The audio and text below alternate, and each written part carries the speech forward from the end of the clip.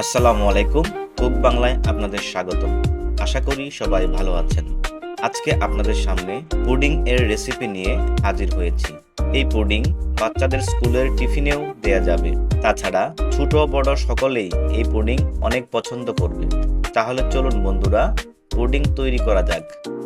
Pudding তৈরি করার জন্য প্রথমে আমি ক্যারামেল তৈরি করে নিব। চুলায় প্যান বসিয়ে দিয়েছি। এখানে 1/3 কাপ চিনি দিয়ে দিচ্ছি। চিনিগুলো ধীরে ধীরে গলতে শুরু করেছে। এখানে চিনিগুলো ঘন ঘন নাড়তে হবে। এক পর্যায়ে চিনিগুলো গলে গিয়ে ব্রাউন কালার ধারণ করবে। দেখতেই পাচ্ছেন বন্ধুরা, চিনিগুলো গলে গিয়েছে এবং ব্রাউন কালার হয়ে গিয়েছে।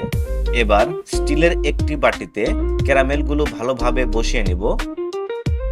দেখুন বন্ধুরা, বাটিতে ক্যারামেল ভালোভাবে বসে গিয়েছে। এখন পাউরুটি নিব। পাউরুটিগুলো ঠিক এভাবে পিস পিস করে কেটে নিচ্ছি। রুটিগুলো কাটা শেষ হয়ে গেল। এবার একটি বাটিতে 2 কাপ দুধ দিয়ে দিচ্ছি। দুধগুলো আমি গরম করে ঠান্ডা করে নিয়েছি। এখন এই দুধের মধ্যে কেটে রাখা পাউরুটিগুলো দিয়ে দিচ্ছি। পাউরুটিগুলো 2 থেকে 3 মিনিট ভিজিয়ে রেখে দিব। এই সময়ের মধ্যে একটি বাটিতে 3টি ডিম নিয়ে নিচ্ছি। এখানে 1 কাপ চিনি দিয়ে দিচ্ছি। এবার দিয়ে দিচ্ছি সামান্য লবণ। উপকরণগুলো একসাথে ব্লেন্ডার মেশিন দিয়ে ব্লেন্ড করে নিব।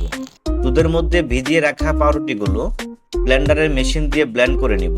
এখন ব্লেন্ড করা পাউরুটিগুলো ডিমের মিশ্রণের মধ্যে দিয়ে দিব।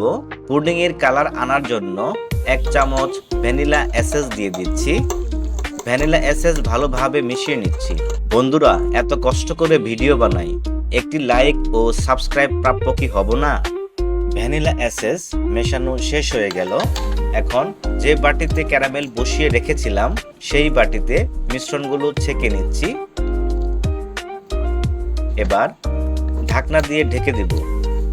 আবারও চুলায় প্যান বসিয়ে দিয়ে এখানে 2 কাপ পানি দিয়ে দিচ্ছি। পানিতে একটি টিস্যু বসিয়ে নিলাম। এবার স্টিলের বাটিটি পানিতে বসিয়ে দিচ্ছি। ঢাকনার ছিদ্রটি কাগজ দিয়ে অবশ্যই বন্ধ করে দিতে হবে। এভাবে 35 থেকে 40 মিনিট মিডিয়াম আঁচে রাখতে হবে। বন্ধুরা, চলে এলাম 40 মিনিট পর। এবার ঢাকনা উঠিয়ে পুডিংটি হয়েছে কিনা এভাবে চেক করে নিব। চাকুর সাথে পুডিং না লাগলে বুঝতে হবে পুডিং হয়ে গিয়েছে। এবার বাটিটি নামিয়ে নিব। বাটি থেকে চাকু দিয়ে এভাবে পুডিং ছাড়িয়ে নিতে হবে।